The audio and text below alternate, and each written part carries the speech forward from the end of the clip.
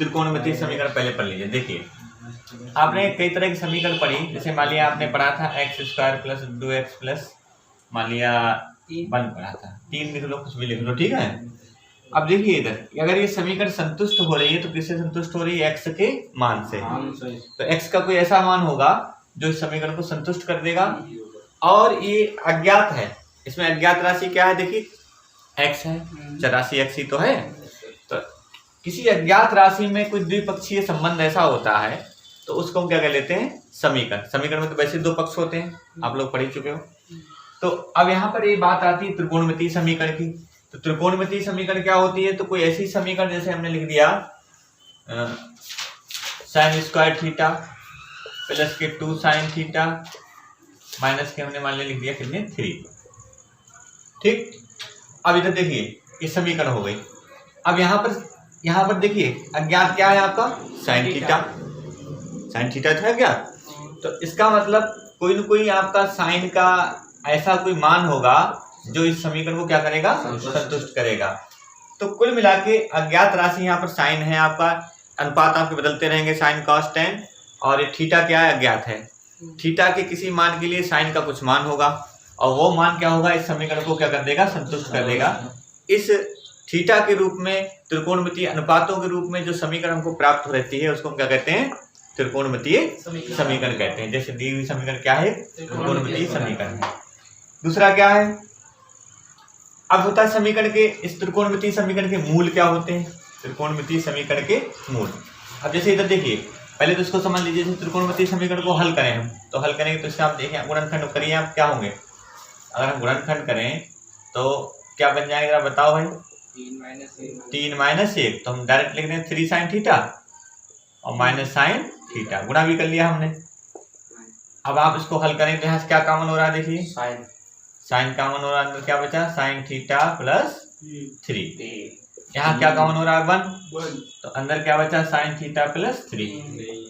और गुणनखंड की बात करें तो हमारे पास एक गुणनखंड क्या हो जाएगा? साइन थीटा प्लस 3, इसके हमने फैक्टर कर लिए, तो साइन थीटा माइनस 1, तो 2 इसके फैक्टर हमको प्राप्त हो गए। तो पहला तो है 3 sin theta minus sin theta, ये माना है अपनी तरफ।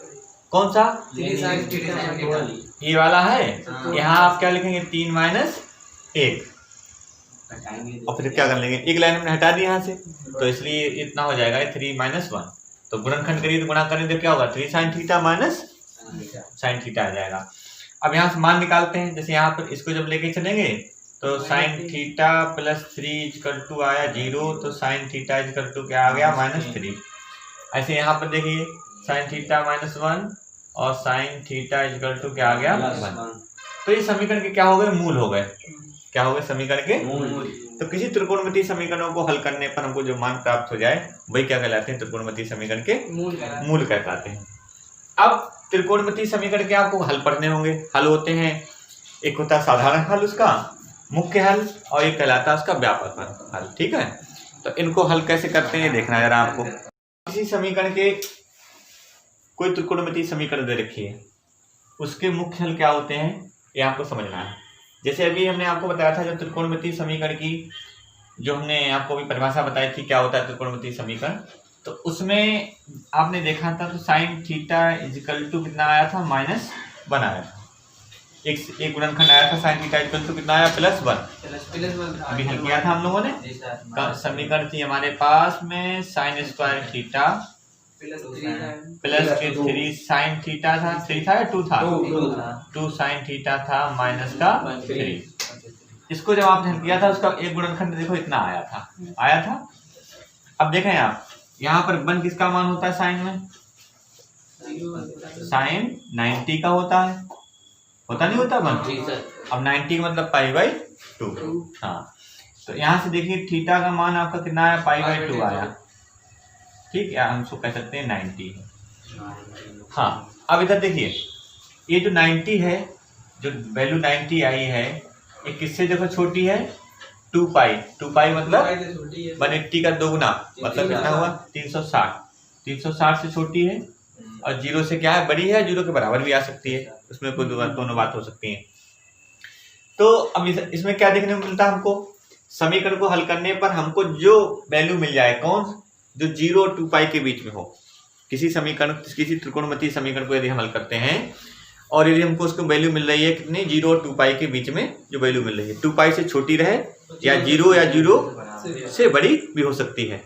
तो इस तरह की जो हमको मान प्राप्त होता है जिसका किसके बीच में होता है, इस इंटरवल में, इसी इंटरवल में वो वैल्यू आपकी लाई करे, ठीक है, इसी इंटरवल में वैल्यू आपकी क्या हो, वेरिएशन करती रहे 2 पाई और 0 के बीच में। तो इस तरह का जो मान प्राप्त होता है उसको क्या कहते हैं, मुख्य हल। त्रिकोणमितीय समीकरण का क्या कहलाता है, मुख्य हल कहलाता है त्रिकोणमितीय समीकरण का। तो ये तो हो गया त्रिकोणमितीय समीकरण का मुख्य हल। आपने त्रिकोणमितीय समीकरण क्या होती है आपने सीखा, त्रिकोणमितीय समीकरण का मुख्य हल क्या होता है ये आपने सीखा। तो मुख्य हल क्या कहां से कहां तक रहता है, 0 से 2 पाई के बीच तक, 0 से लेकर 2 पाई के बीच तक ये वैल्यू रहती है। इस वैल्यू को हम कहते हैं उस समीकरण में क्या है, इसका समीकरण का मुख्य हल है। अब हम क्या पढ़ेंगे, मुख्य हल के बाद होता है व्यापक हल। तो उस समीकरण का व्यापक हल हमको पढ़ना है। तो व्यापक हल क्या होता है, त्रिकोणमितीय समीकरणों के अभी जैसे हम लोगों ने क्या किया था, इसके जो सबसे पहले कौन से मान पढ़े थे, त्रिकोणमितीय समीकरण के मुख्य हल पढ़े थे। क्या पढ़े थे, मुख्य हल। उनका वेरिएशन कहां से कहां तक होता रहता है, 0 से 2 पाई के बीच में, ठीक है। तो वो उनके समीकरण के क्या कहलाते हैं, कोई भी त्रिकोणमितीय समीकरण है इसके मुख्य हल कहलाते हैं। लेकिन समीकरण के व्यापक हल जब लेते हैं या जनरल सॉल्यूशन लेते हैं समीकरण का, तो कैसे लेते हैं उसको जरा ध्यान से देखना है। देखिए इसके अलग अलग प्रकार हैं, किस रूप में त्रिकोणमितीय समीकरण, कौन सी समीकरण किस रूप में दे रखी है, तो जब उसका सॉल्यूशन लेंगे तो उसका विशेष प्रकार से उसका सॉल्यूशन लिखा जाता है। जैसे हमारी कोई समीकरण है, कोई त्रिकोणमितीय समीकरण है, जैसे मान लिया sine theta equal to sine alpha दे रखा है। देखिए पूरी समीकरण किसमें है, साइन में, साइन में। तब जब इसका जो व्यापक हल लेंगे इस समीकरण का, तो व्यापक हल का सूत्र होगा theta equal to n pi plus -1 की पावर n इंटू अल्फा। जहां पर n क्या होगा, n क्या है, पूर्णांक है, i क्या होता है, पूर्णांकों का समुच्चय। जब आपने फर्स्ट चैप्टर पढ़ा था समुच्चय वाला, तो उसमें क्या i क्या होता है, पूर्णांकों का समुच्चय होता है। अगर मान लिया समीकरण हमारी त्रिकोणमितीय समीकरण दे रखी है cos थीटा cos अल्फा में दे रखी है, ठीक है। अब cos theta equal to cos alpha दे रखा है, तो आपको क्या देखना है, अब हम इसका जो व्यापक मान लेंगे, इसका लेंगे समीकरण का जनरल सॉल्यूशन लेंगे, तो थीटा इक्वल टू क्या होगा, 2n pi plus minus alpha, ये हो गया आपका इतना। ऐसे ही मान लिया tan दे रखा है, तो क्या हो जाएगा, n पाई प्लस अल्फा। लेकिन क्या है, विशेष रूप से ध्यान रखना, यदि समीकरण हमारी इस तरह से दे रखी हो, उसका जब हम हल निकाल रहे हैं, उसका जब मान निकल के आ रहा है, किस रूप में आ रहा है, स्क्वायर के रूप में, sine square theta equal to sine alpha, cos square theta equal to cos alpha, cos square alpha, tan square theta equal to tan square alpha. तो इन तीनों तरह की समीकरण में एक ही तरह का फॉर्मूला लगता है, theta equal to n pi plus minus alpha. तो आपने क्या किया, त्रिकोणमितीय समीकरण के बारे में क्या होती है त्रिकोणमितीय समीकरण आपने सीखा, उसका मुख्य मान क्या होता है, उसका व्यापक मान क्या होता है, व्यापक मान के लिए हमारी कौन कौन सी कंडीशन होती हैं और किस किस कंडीशन में हमारा कौन कौन सा फार्मूला लगता है। अब इसी तरह से इन जो आपने त्रिकोणमितीय समीकरण से संबंधित जो इसके व्यापक हल हैं, इससे संबंधित जो भी आपके फार्मूले इसमें लगने हैं, वो फार्मूले उससे संबंधित क्या करेंगे, हम लोग एक्सरसाइज हल करेंगे। तो एक्सरसाइज अगली है 3.4। एक्सरसाइज 3.4 का पहला क्वेश्चन है, इस त्रिकोणमितीय समीकरण में क्या कहा है, इसमें इसके मुख्य मान और व्यापक मान दोनों मान निकालने हैं उनको, अर्थात इसकी जो प्रिंसिपल वैल्यू और जनरल वैल्यू दोनों निकालनी है, दोनों समीकरण के दोनों सॉल्यूशन हमको प्राप्त करने हैं। तो सबसे पहले तो इसका प्रिंसिपल वैल्यू देखिए, प्रिंसिपल वैल्यू क्या है, ये आपका देखिए डायरेक्ट निकल गया, tan x इक्वल टू, अब देखिए √3 दे रखा है, ये आप देखिए √3 जो मान होता है किसमें होता है, कितना होता है इसका tan में, tan 60 होता है, और tan 60 को हम क्या लिख देते हैं, बोलो भाई, π/3।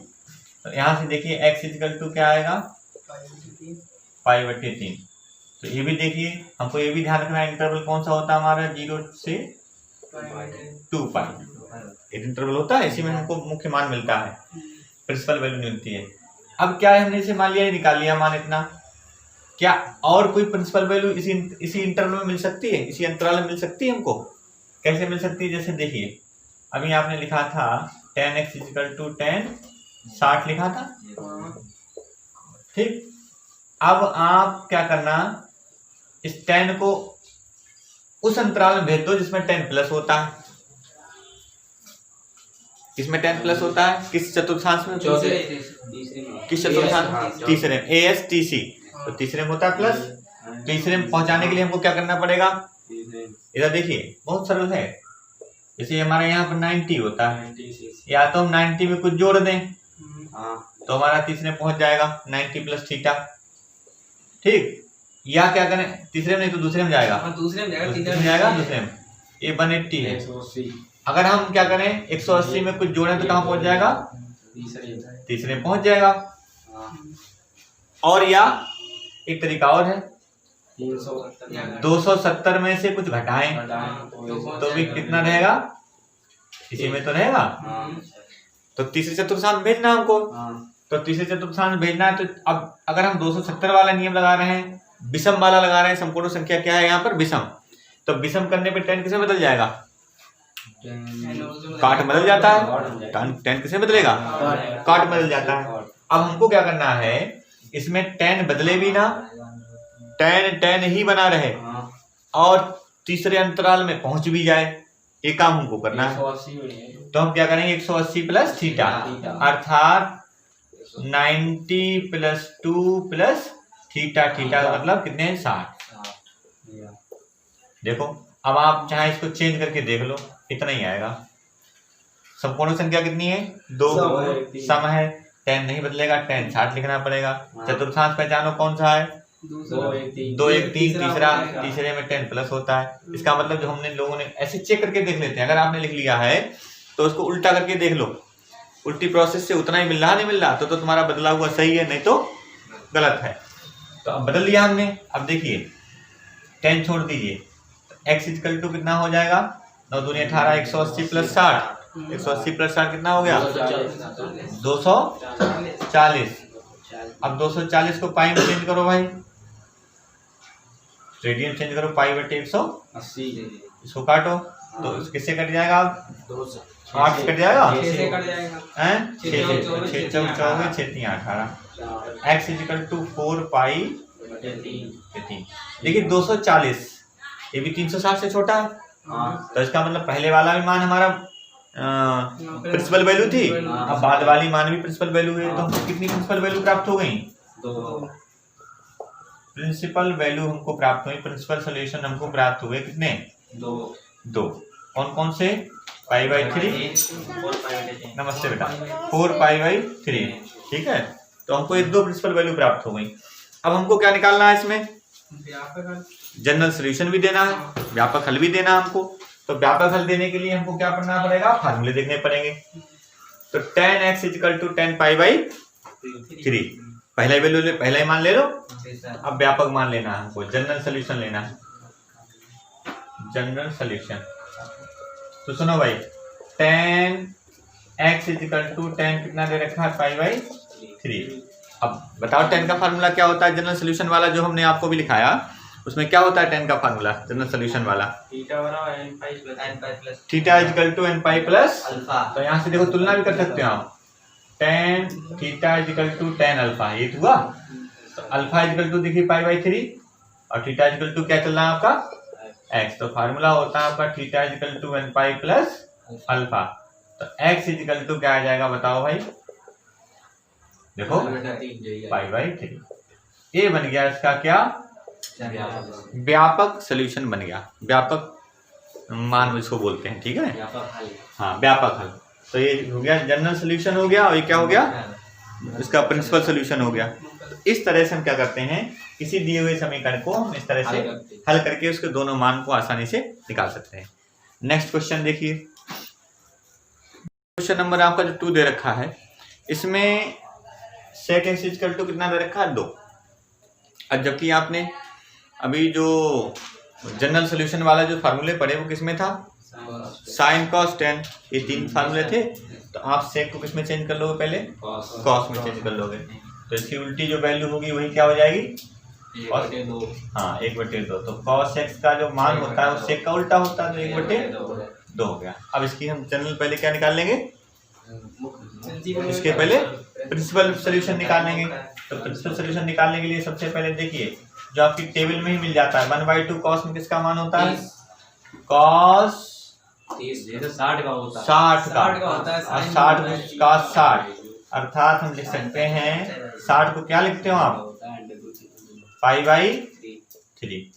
x इजिकल टू क्या आया? π/3 आया। एक वैल्यू मिल गई आपकी, ठीक है। तथा अब हमको चेंज भी करना है, एक वैल्यू और निकालनी है। तो अब यहीं से cos ले आइए। देखिए तो cos x equal to cos कितना है? 60 डिग्री है। अब हमको क्या करना है? cos बदले भी ना, प्लस भी रहे, इस तरह से बदलना है। cos चेंज भी ना हो और मान भी हमारा ना बदले, ये कोण बदल जाए, खाली इतना ध्यान रखना है, ऐसे बदलना है। तो सबसे पहले देखो cos प्लस किसमें होता है? ठीक, पहले में तो सब प्लस होते हैं। अगर पहले में अगर हम उसको ले जाने का प्रयास करेंगे तो हमारा 90 माइनस थीटा 90 प्लस थीटा बदलने पर जैसे एक समकोण आएगा बदल जाएगा, तो बदलना भी नहीं है। तो किसमें होता है प्लस? फोर्थ वाले में क्या होता है? cos प्लस होता है। तो आपको इसमें पहुंचाने के लिए आपको क्या करना पड़ेगा भाई? या तो आप 270 प्लस थीटा करेंगे तब इसमें रहेगा, या 360 माइनस थीटा करेंगे तभी तो इसमें रहेगा चौथे चतुर्थांश में, फोर्थ वाले में, क्योंकि इसी में हमारा cos प्लस होता है। अगर आपने ये वाला रेशियो ले लिया तो cos 3 समकोण है, cos चेंज हो जाएगा, चेंज करना नहीं है हमको। तो इसका मतलब कौन सा लेना पड़ेगा हमको? 360 माइनस थीटा का रेशियो लेना पड़ेगा। तो 360 माइनस थीटा का रेशियो लेंगे, अर्थात हम क्या लिखेंगे? इधर देख लो, बहुत सरल सवाल है। क्या लिखेंगे आप भाई बताओ? 360 माइनस थीटा, 360 माइनस थीटा। अब यहाँ इसको 360 लिख लो क्या? 90 गुणा 4। यहाँ चूंकि बदलना तो हमें है ही नहीं, हमें तो सिर्फ समझना है क्या करना है, तो हम 360 लिख सकते हैं। और थीटा का मतलब कितना चल रहा है? 60। ये 60। अब cos छोड़ दीजिए आप, तो x इजिकल टू क्या? 360 में घटाओ, कितना बचा? 30। अब इसको पाई में चेंज करो, आप चाहो तो डायरेक्ट पाई ले सकते हो, ठीक है। तो ये स्क्वायर दीजिए, कितना? 6 पंजे 30 और 6 तियां 18। तो x इजिकल टू क्या आया? 5/3। तो हमारा क्या सोल्यूशन मिल गया हमको? ये कौन सा मिल गया हमको? प्रिंसिपल सोल्यूशन मिल गया आपका, ठीक है। तो प्रिंसिपल सोल्यूशन आपको ये इसमें प्राप्त हो गया। क्या क्या आया बताओ? एक तो π/3 आया, कॉमा 5π/3। ये दो सोल्यूशन आपको प्राप्त हुए। अब हमको क्या निकालना है? इसका जनरल सोल्यूशन निकालना है। तो जनरल सोल्यूशन प्राप्त करने के लिए हमको क्या करना पड़ेगा? इस जनरल का फार्मूला लगाना पड़ेगा। cos का फार्मूला क्या होता है जनरल में? होता नहीं होता है? तो पहले तो आप देखिए, समझ लीजिए आप, cos x equal to cos π/3, इस वाली वैल्यू को लेके चलो, क्योंकि कौन रखना ही रखना है आपको, अल्फा आपको बताना ही बताना है। तो अब फार्मूला क्या होता है बोलो? 2n pi theta equal to, formula क्या लगता है? तो थीटा की जगह यहाँ क्या है? x। पहले आप चाहे तो एक बार लिख लिया करिए, cos theta equal to cos alpha. तो यहाँ से देखिए फार्मूला लगाएंगे आप, तो क्या हो जाएगा? Theta equal to 2n pi plus minus alpha. तो x इजिकल टू हो जाएगा 2n pi plus minus alpha की वैल्यू कितनी है देखो? π/3। इस तरह से क्या हो गया? इसका जनरल सोल्यूशन हमको मिल गया इसी पद का, समीकरण का, ठीक है। तो इस तरह से आप क्या करेंगे? व्यापक उसका जनरल सोल्यूशन और कौन सा प्रिंसिपल सोल्यूशन आप इस तरह से निकाल सकते हैं। क्वेश्चन नंबर 3 में काट x equal to minus √3x। अब पहले आप देखो √3 काट में किसका मान होता है? 60 का। काट 60 नहीं 30 का। इसमें 10 का होता है। तो cot 30 का मान हुआ। अब आप देखिए, आप x का मान निकालना चाह रहे हैं, जब तक ये माइनस यहाँ से नहीं हटेगा तब तक आप एक मान नहीं निकाल पाओगे। तो आपको ये देखना पड़ेगा काट माइनस किसमें है? काट किसमें माइनस है? सिर्फ तीसरे में नहीं होता है माइनस, बाकी सब में क्या होता है? तीसरे और पहले को छोड़ के। इसका मतलब दूसरे में भी होता है और चौथे में होता है। तो इसको दूसरे में पहुंचा दो एक बार, समझ गए, और एक बार चौथे में। तो दूसरे में पहुंचाने के लिए आपको पता है क्या? एक तो या तो 90 प्लस थीटा करें, 90 प्लस, तभी दूसरे पहुंच जाएगा। या तो क्या करें 180 माइनस थीटा करें तब ये रहेगा। अगर हम 90 प्लस थीटा कर रहे हैं तो समकोण हो जाएगा, एक काट बदल जाएगा, और काट बदले ना, ये भी ध्यान रखना आपको, ठीक है, बदले भी ना। तो हम क्या करेंगे 180 माइनस थीटा। तो जहां पर हमारा 30 लिखा है वहां हम लिख देंगे कॉट 180 डिग्री माइनस थीटा। ठीक, अब यहाँ बदलना नहीं, क्योंकि बदलोगे तो इतना ही आ जाएगा, क्योंकि देखो 90 गुना 2 समकोण है, 2 समकोण में काट नहीं बदलेगा, काट का काट रहेगा, दूसरे में पहुंचेगा, दूसरे में काट कैसा होता है माइनस होता है, ठीक है। तो इसलिए अब x बराबर क्या हो जाएगा, एक काट छोड़ दो, इनको घटा दो, कितना बचा 150 डिग्री। ठीक, अब इसको हम पाई उसमें चेंज कर सकते हैं पाई में, तो आप इसको पाई में चेंज कर सकते हो, तो क्या होता है पाई अपान 30 काट दिए, 3 पंजे 15, 3 छक x equal to 5 pi by upon 6, एक वैल्यू है अभी। अब आपको तो 0 और 2 पाई के बीच जितनी वैल्यू वो सभी लेनी है आपको, तो ये 2 पाई यहाँ पर होता है, अब एक बार इसमें माइनस होता है कॉट, तो अब इसमें पहुंचाने के लिए आप क्या करोगे, या तो 270 प्लस करो या 360 प्लस थीटा करोगे, या 360 माइनस थीटा करेंगे तभी तो आएगा। अगर 270 कर रहे हैं तो कॉट चेंज हो जाएगा, तो 270 तो करना नहीं, क्या करना है 360 माइनस थीटा। तो फिर से देखिए, तथा cot x equal to minus cot 30, फिर से लेके चले, फिर से चेंज करना है उसको, तो फिर से चेंज करेंगे, तो कॉट 360 माइनस थीटा, थीटा का मतलब 30 डिग्री, काट छोड़ दो और ये 30 घटा दो, 330 डिग्री, पाई में चेंज कर लीजिए इनको, तो 330 डिग्री पाई अपान 180, इनको कैंसिल कर दीजिए, 3 एकम 3 छक 18, तो 11 पाई बटे 6। अब रुक जाइए, लिखो मत।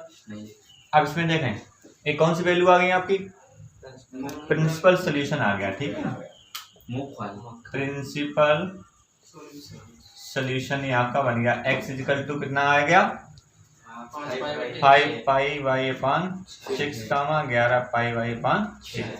अब आपको जनरल सोल्यूशन निकालना है, तो जनरल सोल्यूशन आपको निकालने के लिए क्या करना पड़ेगा, इसके जनरल वाले फार्मूला लगाने पड़ेंगे आपको, ठीक है।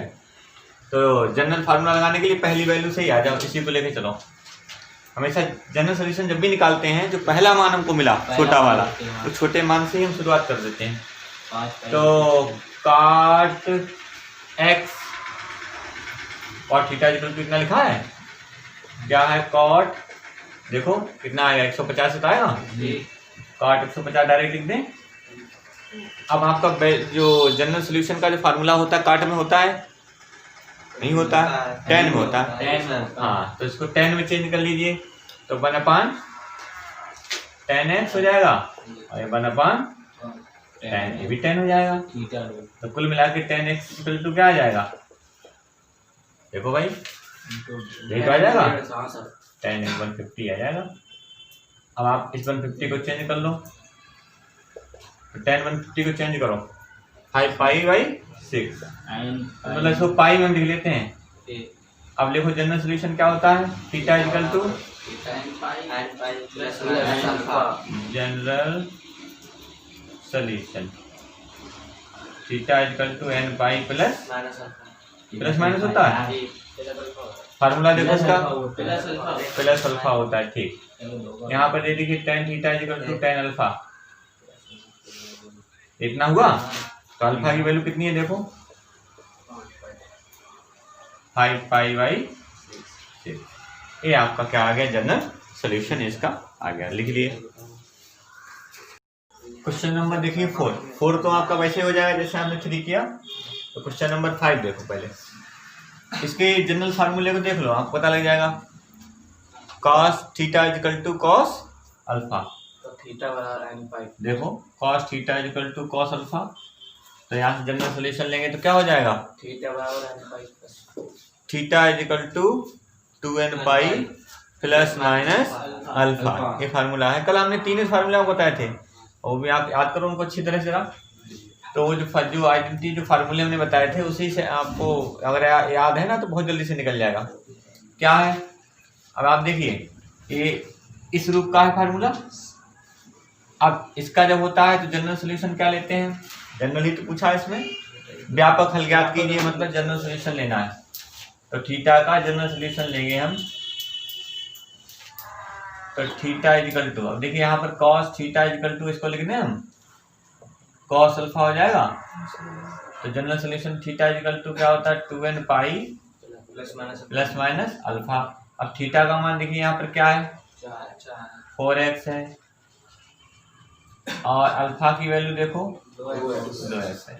अब यहाँ पर चूंकि प्लस कंप्लीट वैल्यू कब निकलेगी, तब निकलेगी जब x का पूरा मान निकाल लो। जैसे कोई समीकरण है, मान लिया 2x बराबर प्लस 3 बराबर, मान लिया x प्लस 2 लिखा है। अगर आप x का मान निकालना चाहते हो तो x एक तरफ करना पड़ेगा, और x एक तरफ करना पड़ेगा। जैसे यहाँ पर तो प्लस चिन्ह है, आप इधर ले आओ माइनस हो जाएगा, लेकिन यहाँ तो डबल चिन्ह है। अब डबल में कैसे सोल्यूशन हम देंगे, कैसे इसको हल करेंगे, तो इसके लिए आप क्या करें, इसमें एक बार प्लस चिन्ह एक बार माइनस चिन्ह लेने पर, तो पहले तो सबसे पहले प्लस चिन्ह लेने पर,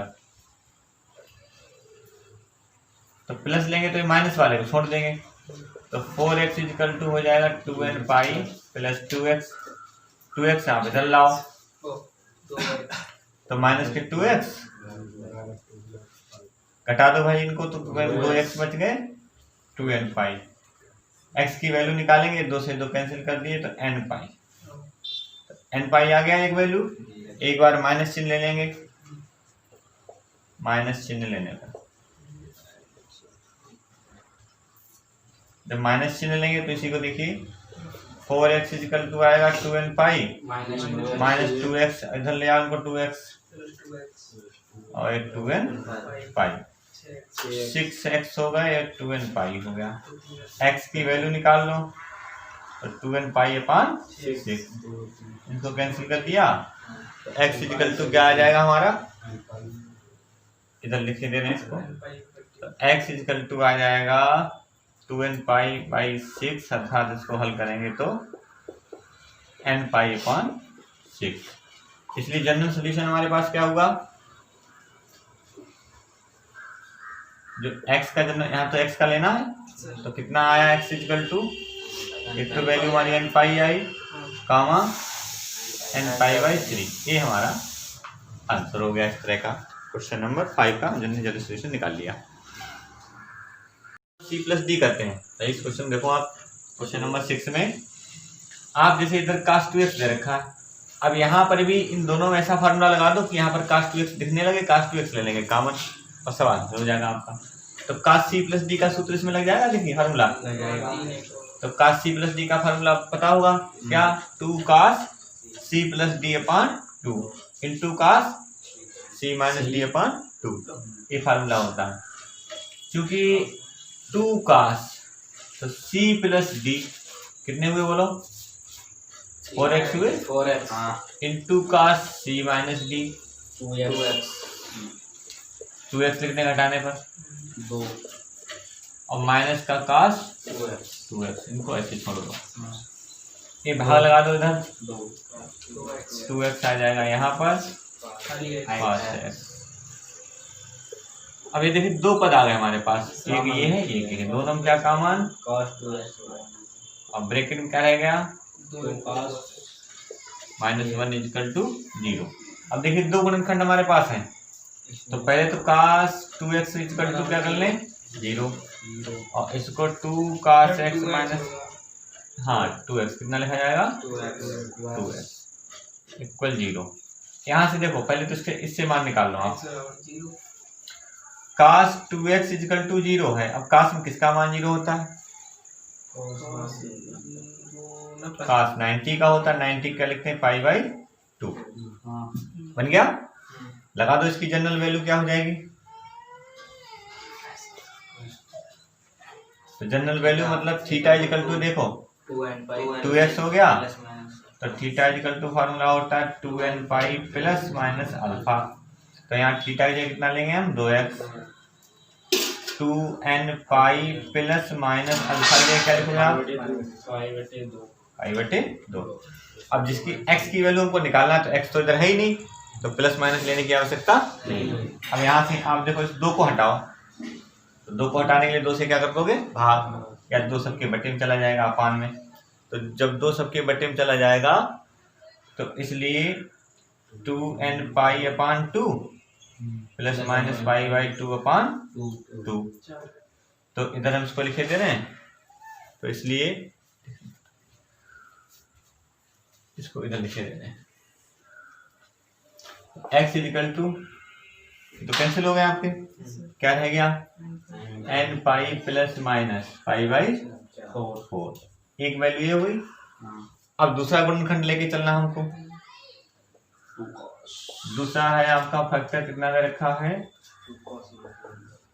तो 2 cos इजिकल टू 1, तो cos x इजिकल टू क्या होगा 1/2। 60 cos किसकी वैल्यू होती है, मतलब पाई बाई 3, पाई बाई 3। इसको पाई में ही हमको चेंज करके कन्वर्ट करके मान रखना है। 60 है, 60 को आप पाई में चेंज कर लो रेडियन में, तो क्या करोगे 180 बटे पाई से गुणा करेंगे तो 60 चेंज हो जाएगा, 6 × 18 रह जाएंगे। तो अब इसकी जनरल वैल्यू ले लेंगे, तो general value x equal to क्या हो जाएगा 2n pi plus minus alpha, alpha मतलब पाई बाई 3। तो ये वैल्यू आपकी निकल आए। तो या तो ऊपर वाली होगी या अथवा इतनी, कामा लगा के आप लिख सकते हो। इस तरह से हमने इसकी जनरल वैल्यू निकाली। क्वेश्चन नंबर 7 में देखिए, sin 2x plus cos x दे रखा है। अब इसमें करना क्या है आपको, इन दोनों को फैक्टर कर लो, गुणनखंड कर लो। तो गुणनखंड करने के बाद में हमको जो मान मिलेगा उसके आधार पर हम क्या करेंगे, साइन मिल रहा है तो साइन की हम व्यापक वैल्यू का फार्मूला लगा देंगे। कास है तो कास, टेन है तो टेन। तो क्या करेंगे, इससे पहले कैसे इसकी गुणनखंड कर सकते हैं या कास कैसे कॉमन ले सकते हैं। हम क्या कर सकते हैं इसमें, इन सवालों पर प्रति समय चीज़ ध्यान रखना कि जैसे आप इनको बदल लोगे, जिस तरीके से जैसे रूप में समीकरण बन जाएगा वैसा ही क्या होगा, इसका व्यापक मान निकल आएगा। इन सवालों के चीज़ और होती है, अलग अलग आंसर आते हैं। एक सवाल के अलग अलग आंसर आते हैं, भी ध्यान रखना। एक सवाल के कई उत्तर हो सकते हैं, लेकिन जब उनको जो आंसर आएंगे उनको अगर आप व्यापक रूप से हल कर लोगे तो लास्ट में एक ही बनेगा जाके।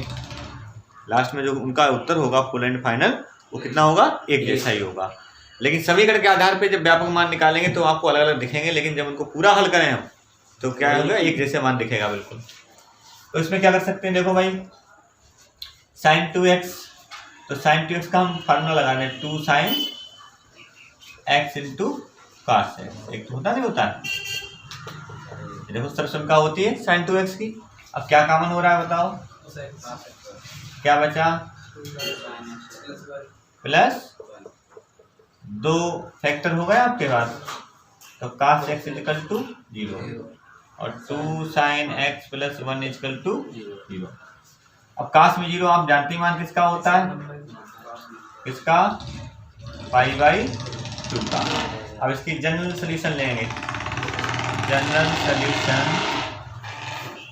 x इजिकल टू फार्मूला बताओ, cos में क्या होता है 2n pi plus minus alpha, alpha कितना है देखो पाई बाई 2। एक तो वैल्यू आपकी प्राप्त हो गई आपको। दूसरा इसका जनरल सोल्यूशन लेंगे जब हम, तो इसका देखिए यहाँ से निकालिए sine x equal to minus और बटे में 2। अब साइन का पहले आपको ये देखना पड़ेगा माइनस जो वैल्यू होती है वो कहाँ कहाँ होती है, किस में होती है, ठीक।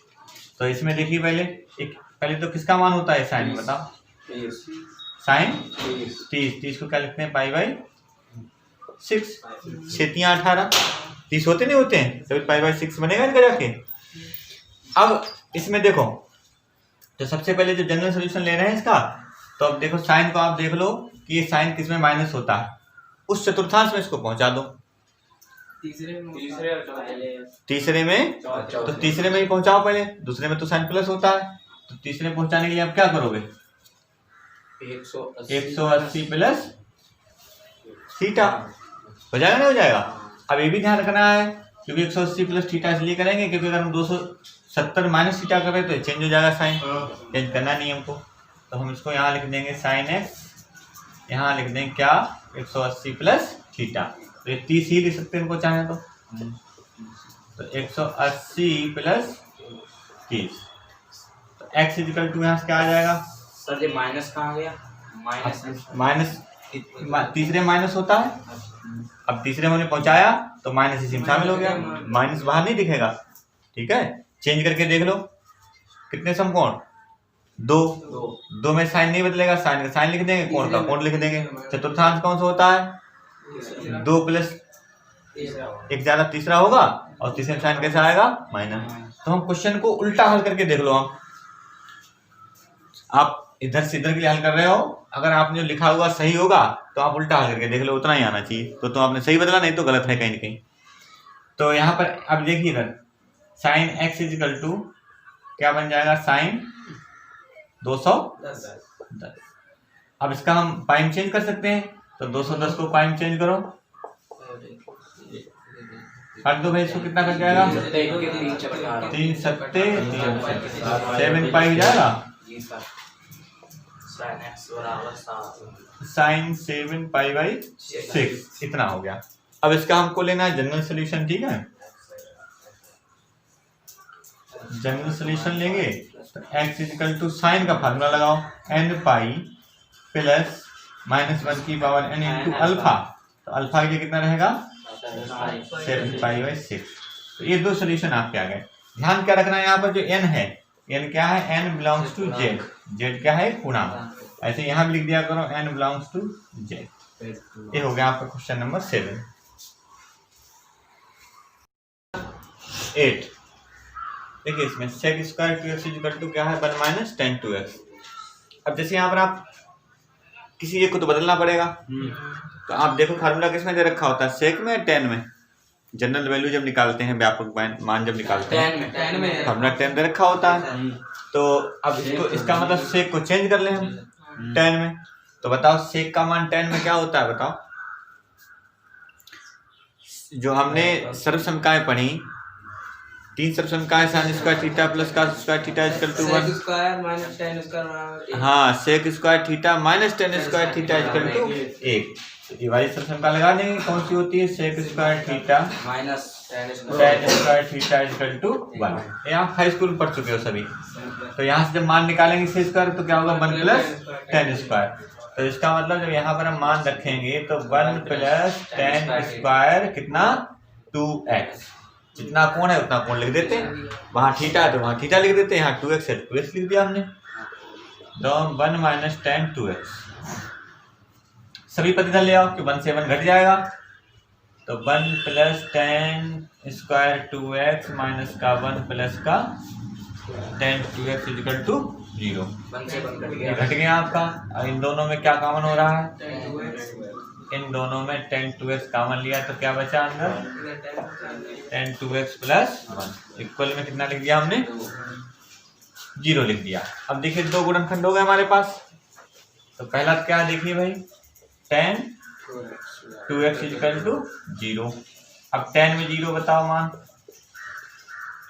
tan 0 का मान 0 होता है। अब इसकी जनरल सोल्यूशन लेंगे, व्यापक मान लेंगे, तो व्यापक मान लेने के लिए देखो यहाँ थीटा बराबर कितना चल रहा है 2x और अल्फा कितना है देखो 0। तो पहले तो फार्मूला लिखो क्या होता है n पाई प्लस अल्फा, तो अल्फा की जगह लिख देंगे 0, तो 2x इक्वल टू n पाई, तो x इक्वल टू क्या होगा n पाई बाई 2 निकल आया इधर से। अब दूसरा वाला फैक्टर लेके चलो, 2x प्लस 1 इक्वल टू 0, तो tan 2x इक्वल टू -1। अब ये -1 चेंज करने वाली बात आ गई। तो पहले तो 1 किसका मान होता है tan में, रख लीजिए यहाँ पे tan 2x equal to tan। अब आपको क्या करना है, मान को ये देखना कि tan माइनस किस में है, दूसरे में ही माइनस है। सबसे पहले दूसरे में पहुंचा लो, तो दूसरे में पहुंचाने के लिए क्या लिखोगे 190 करो तो tan चेंज हो जाएगा कॉट में, तो 180 माइनस थीटा, क्योंकि इधर देखिए दूसरे में पहुंचाने के लिए क्या लिखते थे 90 प्लस थीटा या 180 माइनस थीटा। अगर 90 प्लस करेंगे तो tan चेंज हो जाएगा कॉट में, ठीक है। तो हमको चेंज नहीं करना, tan का tan रखना, तो क्या लिखोगे माइनस करेंगे, हाँ तो क्या लिखोगे 180 माइनस 45 tan 180 माइनस 45। अब इनको घटा दीजिए तो कितना बचा? tan 135। 35 को चेंज करो उसमें पाई में, तो 135 को जब पाई में चेंज करेंगे तो क्या लिख देंगे? काट दो इनको। हाँ 5 से काट दो। 5 या 15, 5 6 30, 5 से काटो, 5 2 नहीं 10, 5 7 35। अभी 30 कट जाएगा, 9 से काटो, 9 चौक 36, 9 या तो 3 पाई बाई 4। हाँ तो tan 3 पाई बाई 4, तो इस 2x इक्वल टू आ जाएगा। अब इसका व्यापक मान लेना हमको, ठीक है, जनरल वैल्यू लेंगे। तो जब इसकी जनरल वैल्यू लेंगे, जनरल सोल्यूशन लेंगे, तो देखो इधर थीटा इक्वल टू कितना चल रहा है? 2x। फार्मूला क्या होता है? n पाई प्लस, तो यहाँ पर देखिए कितना लिखेंगे? 2x, और n पाई अल्फा की वैल्यू कितनी लिखेंगे? 3 पाई बाई 4। 2 हटाने पड़ेंगे आपको, तो हटाने के लिए n पाई बटे 2, और 3 पाई के बटे में आएगा 2 और 4, तो 4 दूनी 8। तो आपकी लिख दिया करो n belongs to capital Z, यहाँ भी लिख दियो n belongs to capital Z. इस तरह से जनरल सोल्यूशन आपका निकल आया। दोनों में से आपके जनरल सोल्यूशन कहलाएंगे। क्वेश्चन नंबर कौन सा है आपका? 9। इसमें देखिए, इसमें भाई हमको इस तरह का ग्रुप बनाना पड़ेगा जिससे हमको एक कोण मिल जाए। एक कोण मिलने का मतलब देखो, अगर हम 3 और 5 को जोड़ें, आधा करो कितना बना? 4। कहीं 4x दे रखा है? नहीं। कोई एक कोण हमको मिलना चाहिए। जैसे हम मान लिया हम x और 3x को जोड़ें, मतलब 4 हो जाएंगे, बटे 2 करें तो कितना बचेगा? 2। 2x दे रखा है? नहीं दे रखा है। 5 और 1 को जोड़ो कितने में? 6, बटे को 2 करने पर मिल रहा है 3x। तो इस तरह से हम समझ लेते हैं कि हमको कौन सा फार्मूला इसमें किसको किसको मिला के बनाना है। तो देखिए हमारे पास sin 5x और प्लस sin x लिख लिया हमने। शेष क्या बचा हमारे पास? sin 3x equal to 0। अब इसमें sin c plus sin d का फार्मूला लगा दो, तो क्या होता है? 2 sin c प्लस d, मतलब 5x और x 6x हो गए बटे 2, इंटू का c माइनस d, तो 5 में से x घटेगा 4x upon 2, sin 3x equal to 0। अब देखिए इनको भाग करो, कितना रह जाएगा आपका? 3x, यहाँ कितना रह जाएगा? 2x, और ये sin 3x इक्वल टू 0। क्या कॉमन हो रहा है दोनों में? sin 3x हमने कॉमन लिया, ब्रैकेट में रह गया 2 cos 2x और प्लस का इक्वल 0। अब इसमें क्या करेंगे? 2 फैक्टर हो गए आपके पास, तो एक तो sin 3x वाला हो गया, sin 3x इक्वल टू क्या आ गया? 0 हो गया, नहीं हो गया? और दूसरा क्या हो जाएगा? 2 cos 2x plus 1 equal to 0। तो पहले यहाँ से इसको हल कर लीजिए आप। तो sin 3x sin 0 का मान 0 होता है। अब डायरेक्ट हम जनरल सोल्यूशन ले लेंगे, ठीक है, जनरल सोल्यूशन। तो इसका जनरल सोल्यूशन लेंगे तो 3x इक्वल टू हो जाएगा, क्या है बताओ? फार्मूला क्या होता है? Theta equal to n pi plus minus 1 की power n to alpha. Alpha कितना लिखेंगे हम? 0 लिखेंगे। लिखेंगे तो पहले फार्मूला लिख लो एक बार। यहाँ 3x लिख दीजिए, यहाँ पर n पाई लिख दीजिए, यहाँ माइनस 1 इंटू अल्फा। अल्फा की वैल्यू है 0, इतना 0 से मल्टीप्लाई करेंगे तो 3x इक्वल टू क्या आ जाएगा बताओ? n पाई आ जाएगा। अब यहाँ से x का मान निकालेंगे, तो यहाँ से x का मान निकालेंगे तो क्या बन जाएगा? n pi by 3। तो n पाई बाई 3 बन रहा है मान, ठीक। अब ये दूसरा फैक्टर बचा, इसको लेकर चलना है, यहाँ से हमको मान निकालना है। तो ये देखिए इसमें दे रखा है 2 cos 2x plus 1 equal to 0। 1 उधर ले जाओ, तो cos 2x equal to minus 1 और ये बटे में 2 आ गया। अब आपको देखना क्या है? पहले तो उसको मान रखो, ये 1/2 cos में किसका मान होता है? cos 60 का। अब cos किस में माइनस होता है उसे भेज दो इसको, दूसरे में होता है, तो दूसरे में क्या लिखेंगे? 180 माइनस थीटा। तो cos 2x इक्वल टू एक cos 180 डिग्री, मतलब 2 समकोण दिखाने का। हमको घटा दीजिए, कितना रह जाएगा? 120। अब इसको पाई में चेंज करो, तो 120 को जो पाई में चेंज करेंगे तो कितना हो जाएगा, 120 डिग्री है पाई बाई 180, काट दो तो 6 दूनी 12, 6 2 पाई बाई 3 आया। अब इसका हम जनरल सोल्यूशन लेंगे,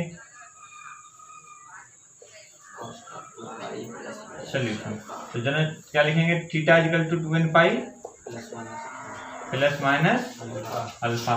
तो थीटा की वैल्यू हमारे पास कितनी है, 2x, 2n pi plus minus alpha, alpha कितना लिखेंगे 2 पाई बाई 3। प्लस लेने पर या माइनस लेने पर कब लिखेंगे, जब x भी इधर शामिल हो। x का तो मान हमारे अलग से दे रखा है, तो अब x की वैल्यू निकालेंगे, 2 कहाँ जाएंगे, इसके बटे में चले जाएंगे। तो x इक्वल टू, चाहे तो आप ऐसा काम क्या करो, 2 कॉमन ले लो, तो n pi plus minus pi by 3 और ये 2 से 2 कैंसिल कर दीजिए, तो क्या रह गया पाई बाई 3। तो इतने अथवा इतने क्या हो गया, इसका जनरल सोल्यूशन हो गया। तो जहाँ n बिलोंग्स टू z, यहाँ पे लिख दिया करो n बिलोंग्स टू z। इस तरह से क्या है, ये हमको जनरल सोल्यूशन प्राप्त हो गए और इस तरह से आपकी एक्सरसाइज 3.4 ये कंप्लीट होती है।